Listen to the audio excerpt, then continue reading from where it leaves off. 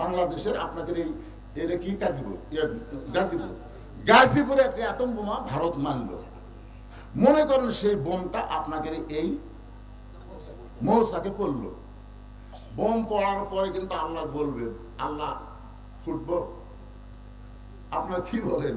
নমরুদের আগুনের চুলা কি জ্বলবে পারছে? আল্লাহ কি বলছে? নমরুদ আগুনের চুলা জ্বলাবার পারে, কিন্তু পুরানোর ক্ষমতা কার হাতে? তো বোম এখন বলতেছে, আল্লাহ ভারতের মালওয়ানের বাচ্চারা তো বোম মারলো মুসলমান মারার জন্য, আমরা বোম তো মৌসাকে পড়লাম, আমি কি ফুটবো? আল্লাহ বলতে, ফুটিস না। যারা আমার নামাজ পড়ে, যারা আমার জিকির করে, যারা আমার তাসবিহ দিবে, ফুটিস না। তো বোম বলবে, আল্লাহ যদি নমরুদের চুলা তুমি শান্তির বাগান বানাতে পারো, তাহলে বোমকে তুমি কি বানাবা? তখন আল্লাহ বলতেছে, মিষ্টি তরমুজ হয়ে যা। যে মিষ্টি তরমুজ হয়ে পড়ে আছে, আপনাকে এলাকায় ছেলে ফেলে কয় এটা কি পড়ে আছে, কাছে আস্তে আস্তে এসে দেখে তরমুজ। বাড়ির থেকে বটিয়া না সরিয়ারা তরমুজ কাটা গেলে যখন খায়, ওরা দূরবীন যন্ত্র দিয়ে দেখতেছে বোম দিয়ে পড়লো, খবর কি? ওরা দেখবার পাচ্ছে যে কাটিয়া খায়। কি মনে করতেছেন পৃথিবীতে যত কাফেরেরা বোম তৈরি করেছে, আল্লাহর কোরআন আমার সামনে একটা বোমার সামনে ফুটবে না? জোরে কোন কথা ঠিক না? আল্লাহর আইন যখন চালু হবে, আল্লাহর গোলামি যখন শুরু করে দেব, গোটা বিশ্ব আল্লাহ আমাদের গোলাম বানায় দিবে। এই ঈমানটা আমাদের মধ্যে রাখার দরকার আছে না? আর যদি মরেই যাই, আপনার বলেন তো ওসমান হাদি কি মরছে? ওসমান হাদি দুনিয়া থেকে যাওয়ার পরে আমি যে গ্রামে জন্ম নিয়েছি, এই গ্রামে পর্যন্ত দুটা ছেলে জন্মেছে, দুইজনের নাম ওসমান হাদি। একটা উত্তর পাড়া, একটা দক্ষিণ পাড়া। আমি দেখবার গেলাম, যা বললাম, ভাই তোমার হাদি কতদিন আগে? ওরা 15 দিন আগে আমারটা হচ্ছে। আমি ওসমান হাদি নামতেছি শুনে ওই হচ্ছে। তো ওর ভাই যা বললাম, কে রে ভাই তোমার ছেলের নাম ওসমান হাদি না? তুই আর একটা তোকে না হুজুর, এই মুহূর্তে ওসমান হাদির চাইতে ভালো নামই নেই। আকাশেতে লক্ষ তারা, একটা চাঁদের আলো, হাজার কোটি মানুষের চাইতে ইমানদার একজন ওসমান হাদি অনেক ভালো। ওসমান হাদি মরে নাই। ইনসাফ ভিত্তিক রাষ্ট্র কায়েম করার জন্য ভারতের তাবেদার গ্রহণ না করার কারণে তাকে হত্যা করা হলো। আল্লাহ বলতেছেন, ওয়ালা তাকুলু লিমান ইউকতালু ফি সাবিলিল্লাহি আমওয়াতুন বাল আহইয়াউ ওয়ালাকিন লা তাশউরুন।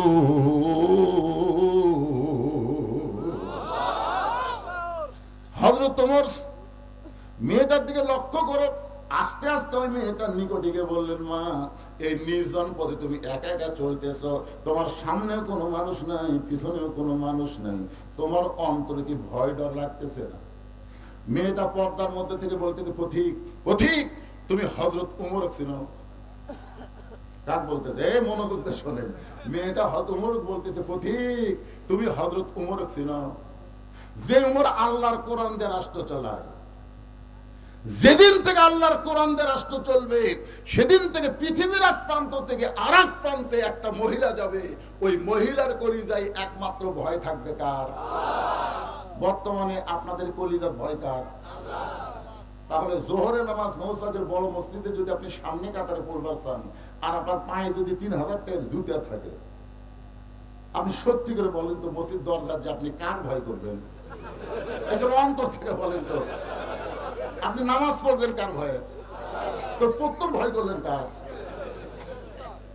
চোরের ভয়ে জুতে হাতত নিয়ে ডান পাউতে ঢুকতেছে আর দোয়া পড়তেছে, আল্লাহুম্মা আফতাহ লি আবওয়াবা রাহমাতি। ফেরেশতারা বলতেছে, আল্লাহ কি লেখমো? আল্লাহ বলতেছে, লিখিস না, আগে চোরের ভয়, পরে আল্লাহর ভয়, ওর কলিজা যাই থাক, ওর নামাজ কবুল হবে না। তো নামাজ যদি আগামীতে কবুল করতে চান, কোন চোর ডাকাত চাঁদাবাজের ভয় বাংলার মুসলমানের কলিজায় রাখা চলবে না। জোরে কোন কথা ঠিক কি না? আমার এক বন্ধু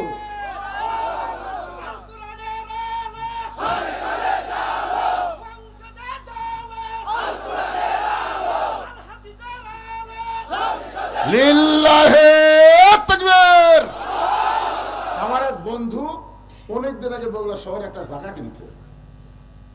আমি বলি গেলে জায়গা কিনা ছিল বেচার জন্য, না হুজুর বাসা করবো। তো করিস না কেন?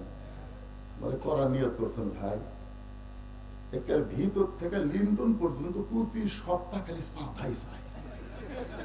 এই চাঁদাবাজের ভয়ে আমি বাসা করার সাহস পাচ্ছি না। ওই মসজিদে ঢুকতেছে জুতা চুরির ভয়, আর ওই বাসা করতেছে না চাঁদাবাজের ভয়। আগামী তো আবার কাক চাচ্ছেন,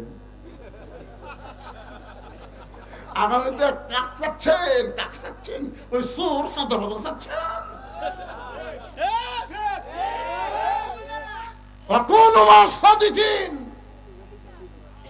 একটু মনোযোগ দিয়ে শুনবেন। মেয়েটা বলে পথিক, যেদিন থেকে হযরত তোমার আল্লাহর কোরআন দিয়ে রাষ্ট্র চলায়, সেদিন থেকে পৃথিবীর এক প্রান্ত থেকে আর এক প্রান্তে একটা মহিলা যাবে, ওই মহিলার কলিজায় আল্লাহ ছাড়া অন্য কারো ভয় থাকবে না। ওমর ফারুক বললেন, না তোমার কথা শুনে আমি খুশি হইলাম, কিন্তু তুমি যে ধীর গতিতে চলতেছো, তোমার চলাচল দেখে আমার মনে হয় তুমি একজন দুঃখী নারী। মেয়েটা বলতে যে পথিক রে, আসলে আমি একজন দুঃখী নারী। আজকে 6 দিন হলে হযরত ওমরকে আমি খুঁজে বেড়া। মেয়েটা বলতেছে আসলে আমি একজন দুঃখী নারী, আজকে 6 দিন হলে হযরত ওমরকে আমি খুঁজে বেড়াই। ওমর ফারুক বললেন, মা তুমি পাগলি নাকি? ওমর হচ্ছে অর্ধ জাহানের খলিফা। সে ওমরকে যদি খুঁজবার চাও, তাহলে সংসদ ভবনে যাও, রাষ্ট্রীয় ভবনে যাও, গণভবন যাও। ওই ভবনগুলা না যায় তুমি দুই পাহাড়ের মাঝখানে ওমর খুঁজতেছো, ওমর কি গরু ছাগল না উট দুলবে? মেয়েটা বলে পথিক তুমি জানো না, আল্লাহর কোরআন দিয়ে যখন রাষ্ট্র চলবে, তখন নেতা খোঁজা লাগবে না, বরং নেতারাই দুঃখী মানুষকে খুঁজে বেড়াবে। আল্লাহর কোরআন দিয়ে যখন এই বাংলাদেশ চলবে, একটা গরিব মানুষ ধনীর বাড়ি যাওয়া লাগবে না, বরং প্রত্যেকটা ধনীরাই গরিবের দরজায় দরজায় ঘুরবে। ধরে খান কথা ঠিক না? শতকরা 2.5 টাকা গরিব যদি না লেয়, ধনী জান্নাতে যাওয়ার তার ঠিক না। ধনীদের জান্নাতে যাওয়ার জন্য দয়া করে গরিবেরা, আর সে গরিব টাকা লিবার গেল আজ হবি না, আজ হবি না, 27 রমজান দেবো রে, 27 রমজান যাই যাই তাকে 27 রমজান। 27 রমজান 1000 গরিব গেছে, ওই আবার 2টা ক্যামেরাম্যান ভাড়া করছে, ক্যামেরাম্যান ওরা ছবি তুলতেছে, অমুক ধনী যাকাত দিচ্ছে, যাকাত হচ্ছে। তাহলে আল্লাহর কোরআন চালু হোক, যাকাত কিভাবে দেওয়া লাগে এটা কোরআনে আছে না নাই? জোরে কোন আছে না? 1 টাকা লিয়া ধনী ঘুরতেছে গরিবের দরজায় দরজায়। গরিব যখনই শোনে যাকাতের টাকা, দরজা বন্ধ করে দেয়। কামাই করা খামুরে, যাকাতের টাকা নেব না। 7 দিন ঘুরে ধনী কয় আল্লাহ, ধনী না হয় গরিব হয় ভালো। কোরআন দিয়ে যখন রাষ্ট্র চলবে, তখন গরিব হয় ভালো। দরজা খুলে বসে থাকবো, ধনী দিয়ে দেবি। কি এক বিপদ! 1 ব্যাগটা গেলে 7 দিন ঘুরি, একটা গরিব বলে না। মনের দুঃখে মরুভূমি গেছে, যায় দেখে একজন বস্তা মাথাতে ঘুম পাড়তেছে। মনে করছে যাকবারে 7 দিনের কষ্ট সফল হবি রে, আজ গরিব পাইছি। জোরে টাইমে সালাম দেয়, সালাম আলাইকুম। বস্তা উল্লাহ লাভ দেওয়া বলতেছে আলহামদুলিল্লাহ। ব্যাগওয়ালা ভাই তোরে সালাম দিলাম রে, ও আলাইকুম সালাম না বলে আলহামদুলিল্লাহ কেন? বস্তালা বলতেছে 1 বস্তা টাকা 15 দিন ঘুরতে, 15 দিন। গরিব খুঁজে পাচ্ছি না, ক্লান্ত হয়ে ঘুমে গেছি।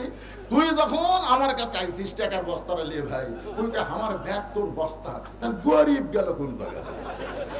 যেই দিন সুদের অর্থনীতিকে মুসলমানের বাংলাদেশে দাফন করে যাকাত ভিত্তিক অর্থনীতি চালু হবে, সেই দিনেই বাংলার জমিন আর কোনো গরিব থাকবে না। জোরে কোন কথা ঠিক না?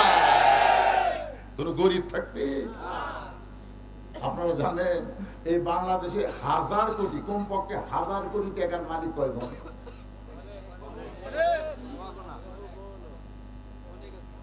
মেয়েটা বলতে যে পথিক, আজকে 6 দিন হলো হযরত ওমরকে খুঁজতেছি, আর 1 দিনের মধ্যে যদি খুঁজে না পাই, তাহলে আমি আসল জায়গায় বিচার দিব। কয়দিন হলে খুঁজতেছে? আর 1 দিন। আমি নিয়ত করছি 7 দিন খুঁজবো। 7 দিনের মধ্যে 6 দিন চলে গেছে, আর একটা দিন যদি ওমর না পাই, আসল জায়গায় বিচার দেবো রে, আসল জায়গা। আপনারা বলেন তো আসল জায়গা কোন জায়গা? আল্লামা সাইদ হুজুরকে যখন মিথ্যা দোষ দিয়ে 13 বছর জেলখানা বন্দি রাখলো, আমরা বক্তারা বহু দোয়া করলাম, সমস্ত আলেমেরা কোরআনের পাখির জন্য দোয়া করছে, ঠিক কিনা বলেন? জেলের মধ্যে যখন সুস্থ হচ্ছিল তখন ভারত করলো, কে রে কি তো মরবি না, কি করা যায়? বলে জেলখানা দাঁড় করে হাসপাতাল নিয়ে যাও।